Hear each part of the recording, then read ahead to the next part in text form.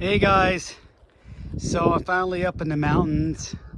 It's a Wednesday and I'm up here at the Brown Mountain Saddle, or I guess the sign Brown Mountain Junction.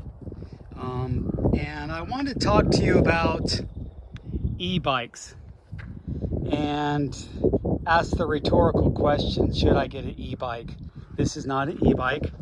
This is my Escar Hey Duke. Although I had that wolf tooth pump bag down here and it kind of looked like a battery, and somebody asked me if it was an e-bike when I had that, and I quickly took it off. But I'm not naysaying e-bikes and e-bikers. I mean, it's a different sport. It's something you would have to learn, a completely new type of riding.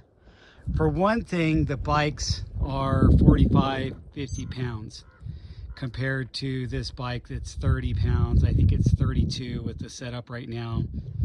I could probably get it down to maybe 29, 28 if I go real lightweight tires and lighter wheels. I have two wheel sets for this, but actually neither of them are real lightweight. They're wide rims and they're not carbon, so they're on the heavier side. But anyway, I wanted to talk to you guys about that question, should I get an e-bike, in a rhetorical sense. And the reason I want to talk about that is I think, first of all, everybody has a different perspective on this, and a perspective based on where they are at with their riding and interest in riding trails. I'm specifically talking about e-bikes for trails, because I think e-bikes for street and for like commuting, I think that's kind of a cool thing. It's less cars.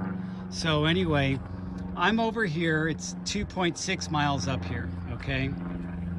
And riding on an analog bike, pedaling up here at a very slow pace. You're going to get up here at a slow pace, maybe 45 minutes. A PR time is like 18 minutes. My best time was 25 minutes. Right now I average around 35 minutes. I'm older. My best time was probably 20 years ago. Anyway, and it was a much lighter bike, and it was an XC type bike, and I was just, trying to keep up with my friends at the time.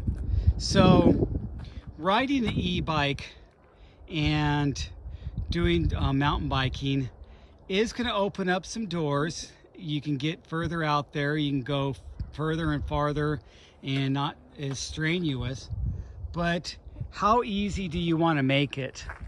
If you're only climbing 2.6 miles, you could literally have a regular bike, and if you're out of shape, you can walk it, and you could still walk it up here. And then since the rest of the trail is all downhill, I mean the downhill part, you don't have to worry about it because you're not pedaling. So the e-bike for this type of trail is only used for half the ride. The other half, I don't think they even need to use their motor. So that's one of the reasons I really like single speeding here, is because I just have a gear that I can climb with, and on the back it's just keeping myself off the brakes and making a flowy ride.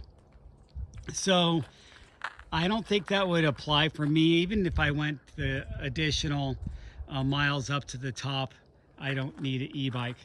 And another thing is I want that workout and that strenuous. And I hear e-bikers talk about that it's a workout and everything like that. So, okay, so it's a workout, kind of like the guy that goes to the gym and does the machines and says, yeah, it's a workout, true, but he's not like the same guy that's doing free weights and doing like squats and deadlifts. I mean, come on, it's a huge difference between doing that, leg press machine that people usually cheat on, and a guy that's doing like free weight squats. I mean, that's my comparison to that as far as workouts.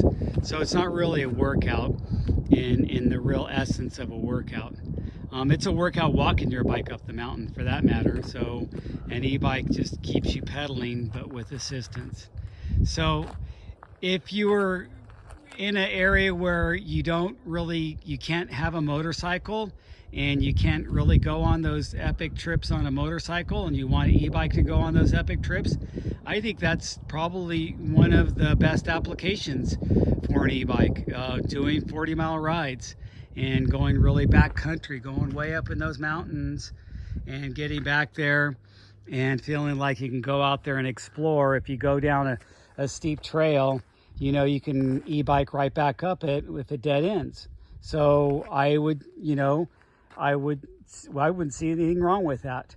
I just think for my application and for where I ride all the time, and you guys have seen my hundreds of videos on Brown Mountain and El Prieto Trail, it's not for me.